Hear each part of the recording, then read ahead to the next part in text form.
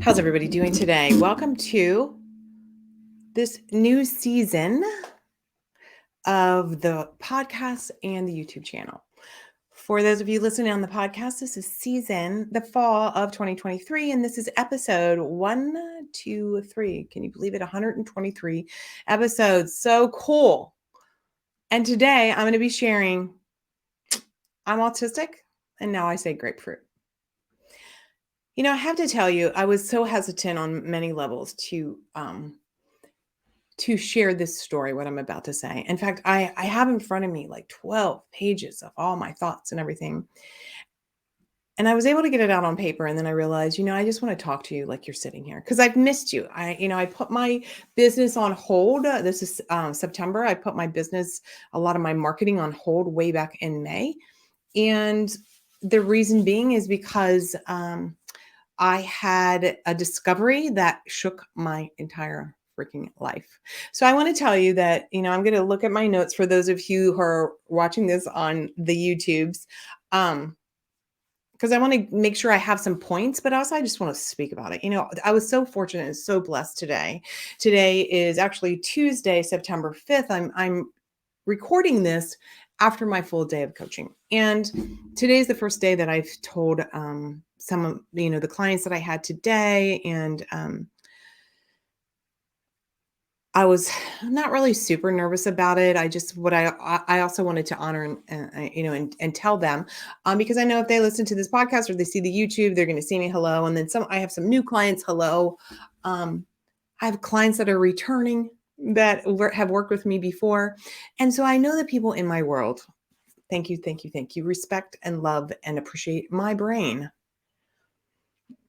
And so I want to be as transparent, as candid as I've always been, even about this topic, which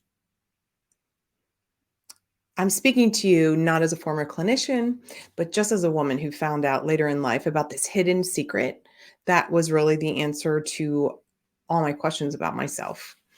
So I don't really want to call this like a reinvention. I'm reinventing myself. I think that this is more as like remembering, or better yet, reconnecting with my core self without, and this is the key, without such brutal internal self-judgment that comes from the lifetime that I've led of feeling like I have been on the outside looking in. And in so many arenas that has been true. And then there's other arenas that's not even applicable at all. I know that I show up strong and dynamic and all the cool things, and I have an incredibly successful business. I'm in my role, and it's very easy for me to be in my role because I'm brilliant at it. Here's my beneficial brag for those of you who know what I mean by that. I'm brilliant at it. And now I know it's actually the way I think, and it's actually my brain. But in my private life, or in other areas of my life, I always felt like, why don't I love the PTA conversations? Why don't I like chit chat? Why do I always want to go deep with people? Tell me your goal. What do you believe in? What do you think about the miracle of this life? To like new people that have never met me before. And that's my first entree into a conversation. And that doesn't always land. So what I want to share with you today, again, I don't want to be the poster woman for autism or ADHD or my anxiety, which I have spoken about in the past. I just want to share transparently this discovery, what it looks like for me, and how you can rise up and no matter where you are in life and no matter what happens, is that we have choices. We can choose to decide, which is an action, right? Decide. Choosing and deciding is action. Decide what we want to do with it. In March of 2023, I was at my other house. So some of you know I have this beautiful big house, which we're going to be selling because River's going to go off to college. And for those of you who are new here, by the way, hello, I'm Mary Bicknell. I am a business consultant and coach for powerful women who may have forgotten that. And whether you want to have a great big business or you want to develop more about your own sense of self-worth and value yourself, and you want to learn how to sell yourself That's all the things, and we'll talk about that more at the end, but just as a side note. So anyhow, in 2023, I was at my other house. So some of you know I bought another house. It's on the river, not far away. When we sell this house, in fact, I'm in the middle of redoing the other house. Anyhow, I was there because um, sometimes I need to just be alone. And my husband says to me sometimes, like, "Oh, you need some Mary time," or "I just need some me time." And sometimes I just need to take a break. Now I understand more clearly why, and I don't have to beat myself up for it. But my anxiety was such had hit a really all-time high. And as a clinician, as a former clinician, it's really challenging that when you have anxiety, I would be like crying, like, my anxiety. I know it's chemicals, I know, but it would just take over. And it was very challenging, incredibly challenging and difficult to manage. And, medication didn't help. And so, I would eat my feelings. I used to drink my feelings, and bury all of that. I've been 19 years sober. Um, but anyhow, I needed a break. It was like River's going off to college. I felt like I'm in menopause. I gained all this weight and I felt old and out of shape. And like, what the hell am I doing? What am I going to do next? Like, really, this, I don't want to say midlife crisis, but just another examination of like, what do I really want? What am I doing? What's my business doing? I have the most incredible clients, and God, I'm so fortunate, and I'm so loving it, because the work that they do in the world is so impactful, and that helps me have that ripple effect, of course. But I was like, what's next? Do I want to launch? Do I want this online? How do I want to be online all the time? I don't want to. That's not my normal. That's not like what fills me, being online all the time. It's hard for me. Um, so anyhow, I was there, and I just was realizing that something's got to change. And I didn't know what that looked like. And so it happened at the same time. I had scheduled an appointment to catch up with a former client of mine who's a clinician. And I wanted to keep that call, even though I didn't actually want to talk to anybody, to be candid. Sometimes I just literally don't want to talk to anybody. I don't want my pets around. I didn't even have my pets. I like literally just wanted quiet.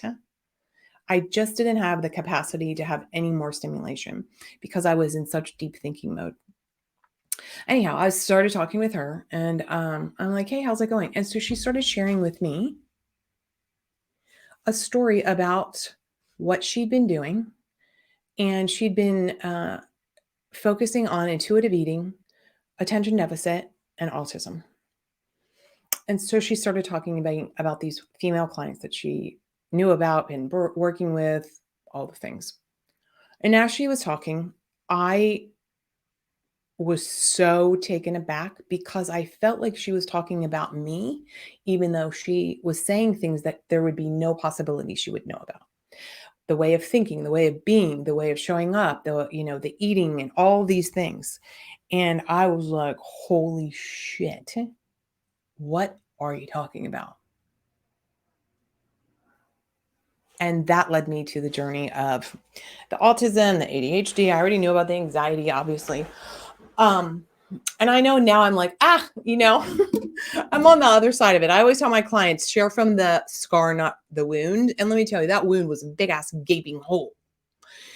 And to have somebody talk about my life as though she had been a fly on the wall for 55 years and that she was relating a story that she didn't know was titled The Secret Life of Mary. I kind of freaked out. I have to tell you, I kind of freaked out. I felt like I was being hit by a Mack truck. I felt like I'd been plummeted from a plane crashing to the earth. And every single thing in my entire life changed in that moment. Every single thing. I can't explain it to you on what a massive shift. I talked to friends about this and I'm like, I don't know, is this what it's like when you find out you're adopted? Like, I don't know. It's like a radical change.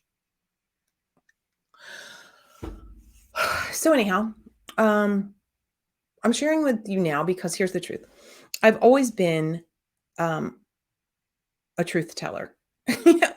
And I didn't realize that could be, some could say that's my autism, right? I didn't realize that my candor, my directness, my mental ability to do certain thing. I didn't obviously I didn't know. And the frustrating part about all of this is I have been I've paid for and hired some of the best coaches and therapists over the last multiple decades.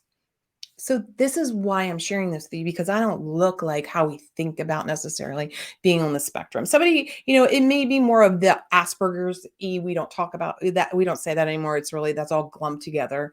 Um, but here's how it shows up for me, just so just I'll lead with that. If you're sitting here like, what is she talking about? For me, the way it shows up, like I said, is, going to the PTA and I want to get deep, or I'm extremely logical and my husband used to say to me, like, he would see me somewhere and I have that like resting bitch face, right? And he would smile. What is happening is I'm just like, I am thinking, I'm assessing, I'm examining, and all of this is happening. But on my face looks like, oh my God, I look so unapproachable. And for those of you who have been in my world and know me, you know that I'm like funny and I'm loving and I have the biggest heart and I only want the best for you. And God, it's like so frustrating sometimes when it doesn't show up that way. So that's one of the ways that it shows up socially.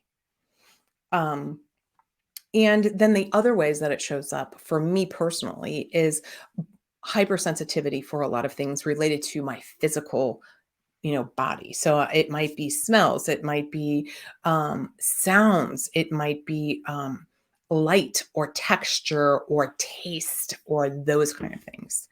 Some of the other things were not applicable to me at all. And there's probably things that I still don't know about, but I'm like, I'm done researching the shit out of it because I'm now on the other side and I'm just like, God, I totally dig how I think. Um, Being on the other side of that has allowed me also to have zero anxiety anymore. The only way I can explain that, besides for me working with actually my naturopathic doctor, and if you live locally in Portland, please reach out to me. I'm happy to refer her to you. Um, Working closely with her about, all things related to my body and that has made a huge difference. And so I've naturally just like lost weight. I'm not eating crazy like I was. I'm very aware now of what I eat. I sleep better than I ever have. To say that I'm at peace, I can't even explain it. To say that now I don't have to look at myself like I'm doing something wrong. Or why can't I handle that? It's just like, you know what? I like lean into how I'm brilliant, and then those moments where I'm like, I need a break, or I need time of downtime, or I don't want to do that, or I don't judge that anymore. Oh my God, I can't even tell you what that's like not to just think, why can't you do it? And I think the hard thing that, when I've been sharing with people, it's just like you see me and I do have success, but in my own mind, I've been like, why haven't I done more? Why can't I do more? I'm just as smart as all these damn coaches. I love y'all that I've hired, but what's wrong with me that I don't want to have this like 30-person staff or $30 million or work with thousands of people? Like in my mind, I want to because I want to impact you and I want to make bigger changes in the world. But for Mary, I recognize I don't have the bandwidth for that. And energetically, like that's too much stimulation for me. And as soon as I said, "Oh, okay, well that's good. You now I don't have to seek that and say that I'm wrong for not doing that. Now I can say, and what I've said to myself is like, okay, what are you really brilliant at and what do you really love to do?" So that's what I've been examining all summer. So as far as those of you who are in my world related to mindset, psychology, business, etc., I'm really focusing kind of I want to say I'm back to, if you will, my entire brand about being bold. And that's an acronym that stands for being a brave, outgoing leader, deciding to do what the hell you want to do with zero guilt, unapologetically. And I kind of like veered off a little bit and I started doing a lot of things like, coaching, helping people create their coaching program and helping people sell and market and Facebook ads and LinkedIn and speaking and a lot of things, which I am masterful at all of them. I made a shit ton of money teaching people and doing them myself. But what I love to do, what I love to do is help someone figure out what the hell is holding them back and then learn how to sell whatever the thing is that they're selling. And when I think about selling, a lot of people are like, selling, I hate selling. I love to sell because when I think about every time I have a sales call, it's that moment that I get to share with somebody that is transformative. And if we work together, what a blessing, what a gift. If I can help you and it's a yes, I know you saying yes changes you. And then us working together and uncovering what's holding you back and then learning to value what you offer to the world and articulate it. That's fucking magic, man. I love that. And I'm brilliant at it. And that's what I want to talk about. And two, on this podcast, it's all about love, life, or life, love, and business. And not just business and not just making money and not just those things, but the fullness of life. And so I had to lead by example and be brave enough to show up. And so not being the poster child, I do want to just give you some facts and then I'm going to just share my grapefruit story. So that, because, you got to find some humor in some stuff, right? After this whole discovery, talking with her and then researching the hell out of this, talking to people and, other therapists, and my therapist, by the way, was like dumbfounded. My EMDR therapist, for those of you who don't know, that's helping somebody deal with the trauma. Not the trauma is fine and I'm autistic, but other life things. And that there's this intersection about eating, disordered eating, however you want to classify that, and autism or ADHD, and how these things fit together. And the truth is that part of the reason I'm doing this is because crushingly, there are so many women who have not been diagnosed. So many women, late diagnoses. And if one of you knows somebody who's struggling, if one of you is having a moment of, oh my God, she's talking about me, and I'll give you some more examples in a minute, it's worth it for me to show up, because we as women, we don't, or girls even, we don't show up with the male gendered focus or criteria, if you will. We think of boys, right? We think of small children. And so much of the research, the testing, all of these things are around boys. And so just meeting other women who were diagnosed later in life, and even later in life is 30. It's such an answer. And why are we, why is it missed? Even my close friends who are clinicians, they're like, holy shit, Mary, I can't even believe that. And then I'm like rattling off all these things. And they're like, I have clients like that. I'm like, I know. But so here's the thing. It's because as women, we are taught to play small, keep it to yourself, be nice, think of others first. And we become masters at putting on our roles or our masks, people pleasing, codependency, shut your mouth, overdoing. And we chalk all of this up to like imposter syndrome, or I'm not doing enough, or I've got to put my family first, and all of these things. So we're hiding.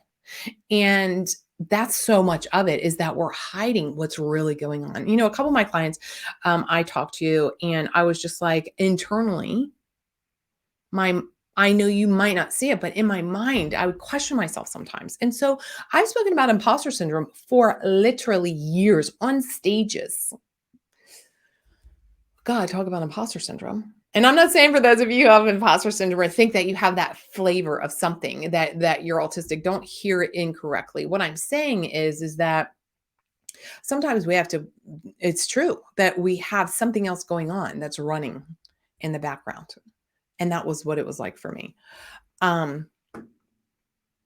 But just to the point also of, and I'm not trying to ramble, I have my whole list here of things I wanted to talk about, but it's such a robust topic that I want to talk about it once. And then of course, if you need to talk about it, you're welcome to ask me anything. And then this is not going to be part of my conversation moving forward all the time, because the end point with all of this has given me the time when I took off starting in May, from the podcast and social and all the things, is um, it gave me the chance to really ask myself, what do I want? And I ask you this. This is part of my coaching. This is part of who I am. This is part of, and I've always asked myself that too. And I've created what I want.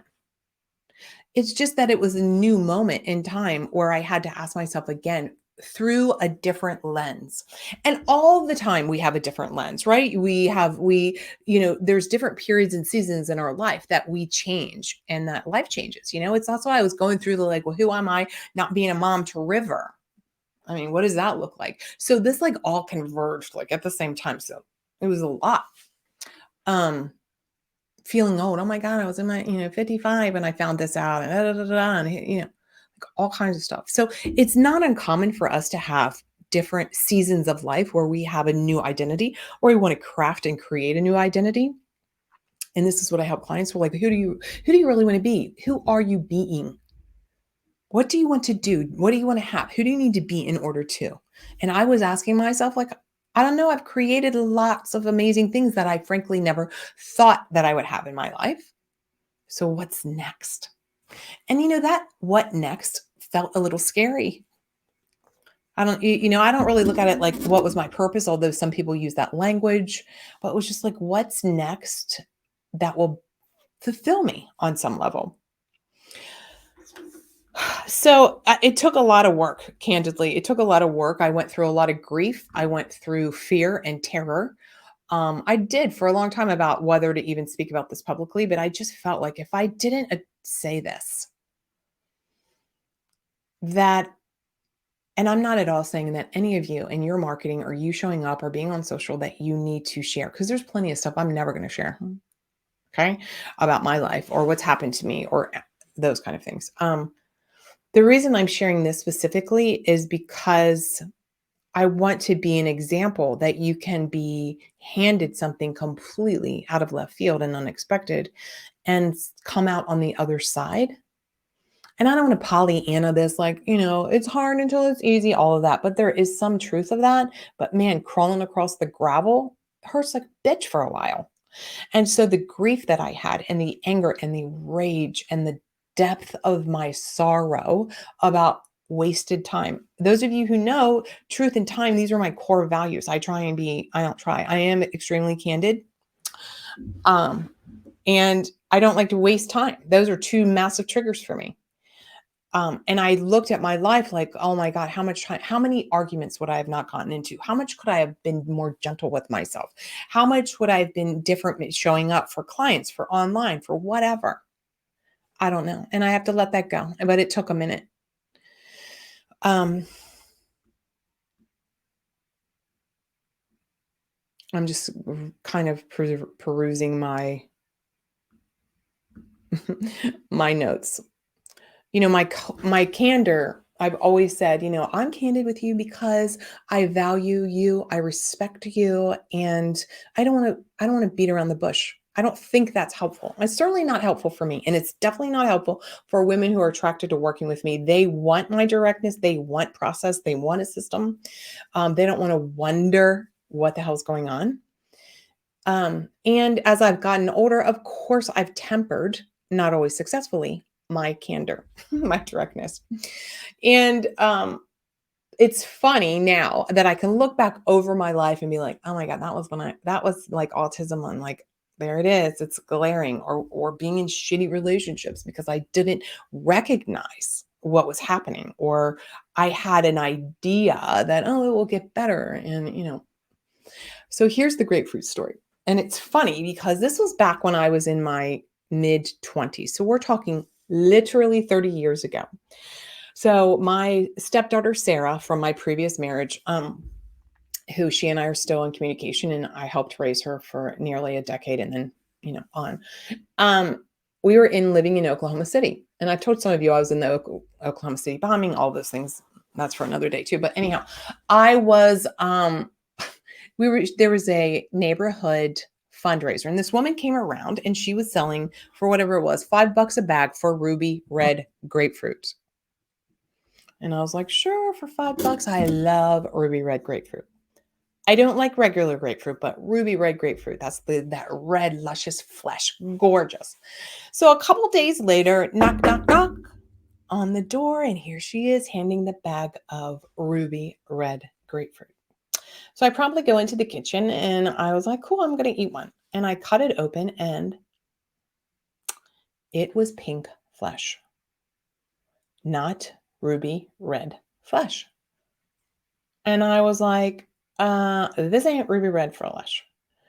So I decided, because I thought it would be helpful, to let her know that, hey, these aren't ruby red grapefruits. These are regular grapefruit. So I promptly walked down a couple houses and I knock, knock, knock on her door. And I said, here's the bag of grapefruit. Like, hey, I want to let you know that these aren't ruby red grapefruits. And that's what, the fundraiser was for. And these are just regular old grapefruit. Well, she was pissed. She was pissed because she thought I was making a big deal out of the grapefruit. And 30 years later, I can clearly see I was making a big deal out of the grapefruit. But in my logical mind, and even today, I have to be candid, even today, I see the intention was I was just trying to be helpful, that logically you said it was ruby red grapefruit and it was really regular grapefruit. And I'm just trying to be informative. I see on many levels that is not helpful.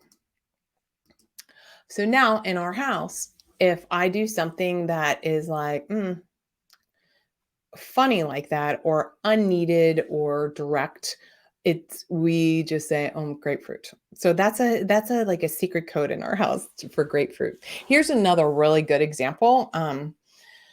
I could give you so many examples. It's so funny. I was sharing with some clients today. But here's one of them. So when John and I were first together, this is back in the olden days, y'all, when you used to look at maps, like old school maps, like paper, like you pulled out from underneath your car seats, not, Siri telling you which way to turn.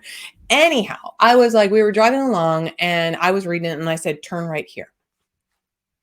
Okay. I'm just like, turn right here. He did not like my tone. Which, by the way, I've had my ex-husband said he didn't like my tone. And I used to say to him, fuck that.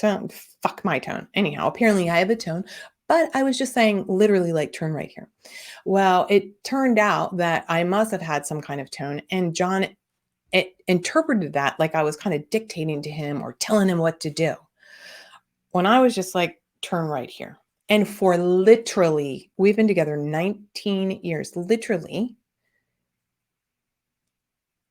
We resolved this problem maybe a year ago when we saw a marriage therapist, which we would do every couple of years, or read a new book, or we always have been committed to working on our relationship. But I was just like, even then, I was like, I'm not going to apologize for that fucking turn right here because I wasn't dictating to you. Now it's kind of like, oh, that's funny, because it's just like, that's the way I talk. It wasn't me trying to be dictatorial. It wasn't me trying to like be in charge and boss him around. It literally was like, turn right here. There's so many other examples. Once I was just telling a client this morning, I was like, one time I met this new woman and I was like, we went, instead of going for coffee, we decided, hey, let's go for a walk. So we met up at the local high school to walk the track. And I said, hey, look, we're in our 50s. Maybe I was in my late 40s. We're old enough now. Let's just get right to it. Let me ask you some questions and see whether this is going to be a friendship. And I was like, tell me your political views. What's your relationship with your partner? Do you have a gun? Do you beat your kids? Are you a drunk? Like, I just started rattling off these things. Now, of course, I also think that's funny, but apparently not everybody thinks it's funny. Now, you all that know me or have ever been around me and think I'm funny, yeah, that's funny as shit to me. But to people who don't know me, oh my God, that was not abrasive, but shocking. And she was like, what? And I was just like, yeah, you know what? I mean, let's just get to it. To me, again, I was thinking from my logical mind. I was thinking from I like to get to the point of things. I don't like the soft hand stroking all the time. I don't like that. That's not who I am. Whew. So anyhow, I could go through so many funny stories, and I don't know. Maybe another day I will do that. Maybe another day I will do that. I'm kind of scanning my notes a little bit, and here's how I think I want to leave it. I have so many more things, but I don't know that I need to say them. I wrote all these things down, but I don't know that I need to say them. Here's how I want to leave it. The podcast will be changing. I feel like I said, reconnected, or I've remembered, or I'm back in touch with like myself on some level that I can't even articulate. I've given myself freedom in a way that I don't recall literally ever giving myself freedom to do whatever the hell I want to do, with 1000% full belief that it always works out. I have proven that to myself over and over, even if with the anxiety, even in the questioning, even in the moments where before I knew all this autism and ADHD stuff, even before that, when I was like, I can't believe I said that. That was so stupid. I can't believe, oh my God, what are people going to think? All that is gone. That is the most liberating thing. And I want to be more focused on helping you have that connection with yourself and shedding all that shit. Because there's nothing like it. There's nothing like being able to look in the mirror now and be in full and total acceptance of who you are. I've never had that until now. I'm so grateful that this is all happening. And I hate being like, I'm so grateful that this is all happening. But on one level, there's moments that we have, right, that are catalysts in time. And sometimes we need the rug pulled out from under us. Sometimes we need someone like me, like, to be supportive and shine that big beacon on your blind spots. A new client, I said to her, like, let's whip out the machete and just go carve a new path through the muck, through the bullshit. And for you to know that I've got your back, and that I've had my trials and tribulations, although I don't always talk about it. And I think that is something that, not around the autism, but I will be sharing more, and I'll be asking more. I'm going to start doing interviews again and those kind of things, and asking for real feelings, real emotions, because so often we are online, everything looks so perfect. And, it's not easy being a wife, mother, lover, business owner. It's not easy to try and sell what something you've created yourself, no matter how fucking amazing and great it is. And I want to do that more. And that's what you'll see. Working with women around their leadership of self, their self-respect, their belief in self, their shedding their self-doubts, really being unapologetic, like taking charge. Because if you're not taking charge of your life, guess what? You've offloaded that to someone else. What I'm brilliant at is being able to see that like it's a beacon, and then come up with a plan to help you get what you want. And whether that is, I've signed several new one-on-one clients all around leadership and money mindset and, self-sabotage, while I'm also signing clients all about, like, up leveling their entire business. There's two things you need in that. You need to believe, you need to get over your mental shit. You need to understand your triggers, and you need to really love who you are and have massive self-regard while you're learning to sell that whatever, that thing, that product, that service. And we have been told as women, don't do either one of those things. Don't self-regard yourself. Don't brag. Don't think too highly of oneself. And don't sell. I don't know how many people are out there like, it's not really selling, it's really coaching. It's fucking selling. And selling is serving. And if you don't learn to sell what your offer is, you can't help people. And here's the truth. If you fail at selling on a sales call because you're afraid of being too pushy, guess what? You have let that potential person down. I won't. My job is not to let you down. So I will be sharing more of behind the scenes, But what you will not see from me is you won't see me talking about how to do a 9-day launch. You're not going to see me talking about like, here's the 52 different ways that you can do Facebook ads. I don't want to talk about that shit anymore. There's plenty of other people you can pay for that. Although I've mastered it, I'm great at it. I've talked to my clients, and my private one-on-one clients will work on where you need to for that. But that is not what you'll ever see me pitch again. But what you will see me talk about will be how to sell, how to love yourself, how to really own your worth, claim your value. That is my mission. Whew, I could go on, and I've missed being on online, of course, and talking with you. And so for me, it was a little scary. And this is how I end. And is burning down part of my 7-figure business?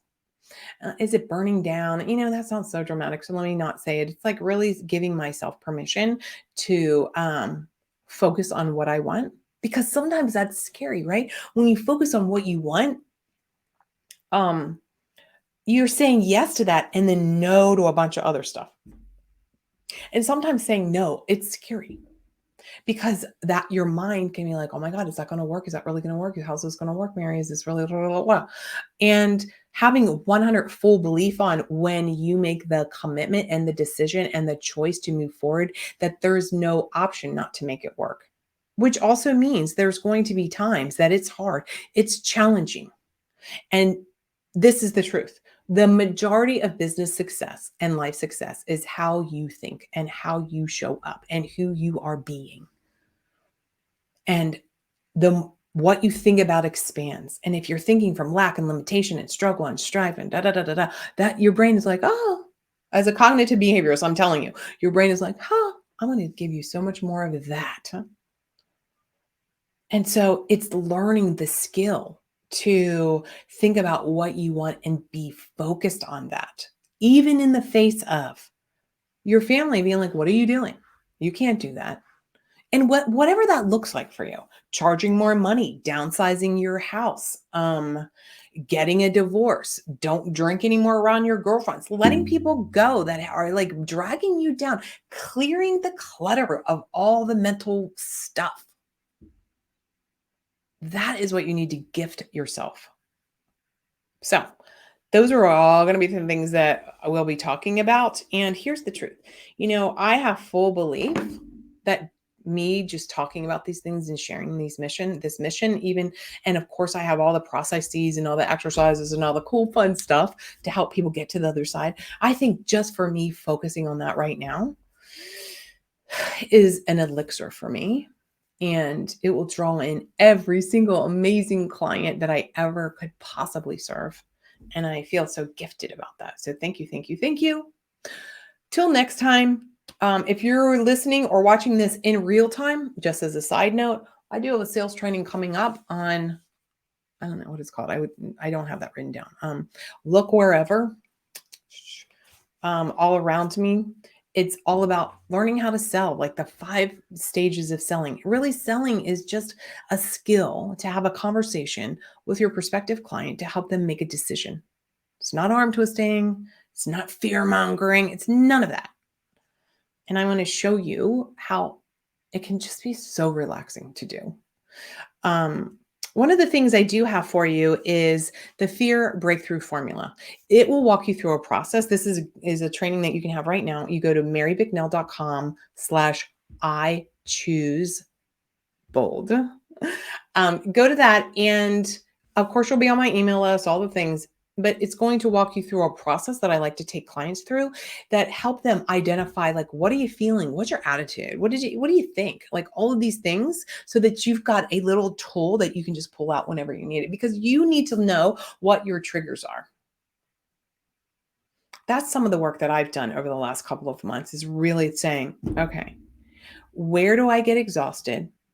Literally my brain getting exhausted because I don't say no. I try to say yes too much. Where do I get triggered with people? And making sure none of them damn people are in my life. When you know where you get triggered, when you know where you have an attitude, when you know how you're thinking about things, when you understand your fears, that gives you so much more power to actually decide and create the life that you want. That's what this is all about. It doesn't matter how much money you make if your life is shitty and you're working all the time or it's not doing the kind of work that means something to you.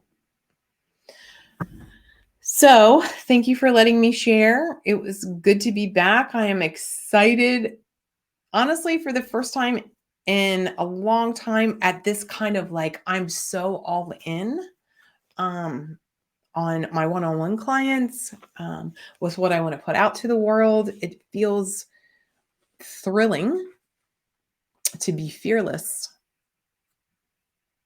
It feels and I know it's probably crazy because I know you'd look at me, and those of you who have been in my world for any length of time, right? That I am bold and I am strong, and I am. And yet, when you look in the mirror and you can be in full regard for oneself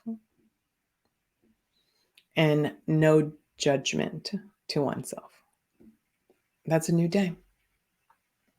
So I'll see you over on marybicknell.com/I choose bold. Grab that fear breakthrough formula. You'll be on my email list. You're going to hear about the upcoming training. I think it's September 18th, and so much more ahead. And I believe in you more than I could ever possibly convey. And here's your bold action step. Today, start having more quiet time to listen to your own mind. Where can you eliminate some of your busy? And if you have a hard time with that, I want to lovingly say to you that that's a sign that you're avoiding something. We're going to talk more about that over the next several podcasts because that's the truth. I'll talk to you later.